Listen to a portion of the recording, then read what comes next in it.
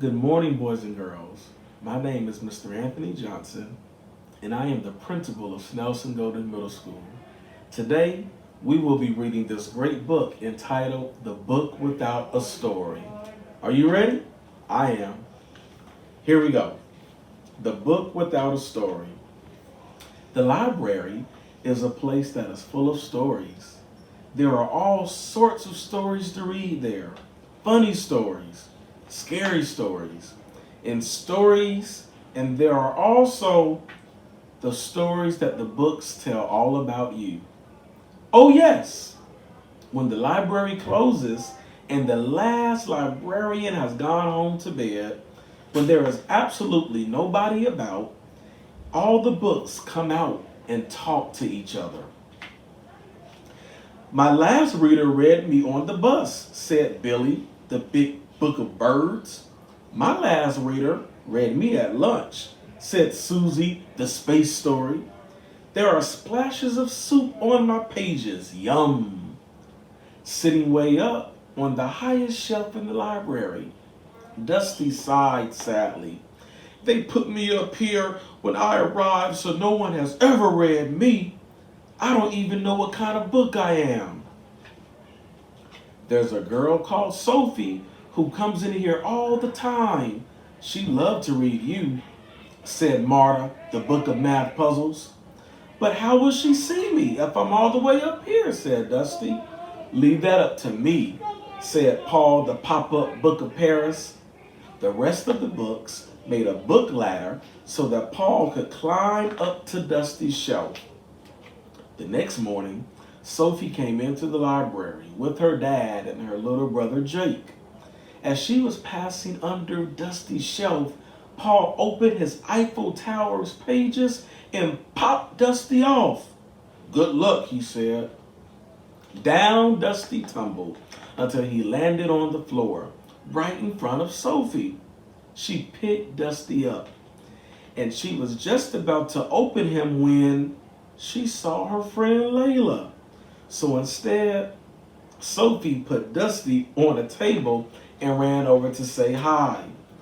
Bless my bookmark, said Billy. How can we help him? We can't, said Susie. No one must ever see us move. So the other books could only watch as Sophie's little brother Jake sat down at the table. But Jake's never read anything, said Marta. He just draws. He won't even notice poor Dusty is there. But then a gust of wind blew in through the open window. Dusty's pages whispered in the breeze, sending out a little cloud of dust. Hush, choo, sneezed Jake, and he looked over at Dusty. And there was a big picture of a dinosaur, just like the one he was drawing. So Jake pulled Dusty over and looked at the cover. Then he turned the page and saw another dinosaur picture, and another, and another, and another. Dusty was full of them. And next to each picture, there were words all about dinosaurs. His favorite thing in the whole wide world. So Jake started to read.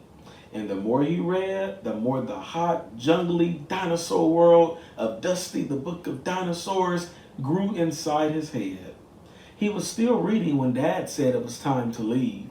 But Jake didn't want to leave. He wanted to keep on reading. So the librarian explained he could borrow the book and take it home with him. Jake read Dusty all the way home, and when he finished the book, he started all over again. And when his friends came over to play, Jake told them all about the Book of Dinosaurs. Then he told all of Sophie's friends and all his mom and dad's friends too. When Jake brought Dusty back to the library, all the other books wanted to know about his adventure. Did he read you on the bus? Asked Billy. Well, he read me in the car, at the kitchen table, in the bath, and secretly at night, said Dusty. Then he shared me with his friends. It was so much fun. I wonder if anyone else will ever want to read me.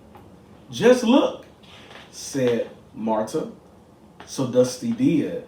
And he saw everyone did. Again, the book that we read today was called The Book Without a Story. Have a great day, boys and girls.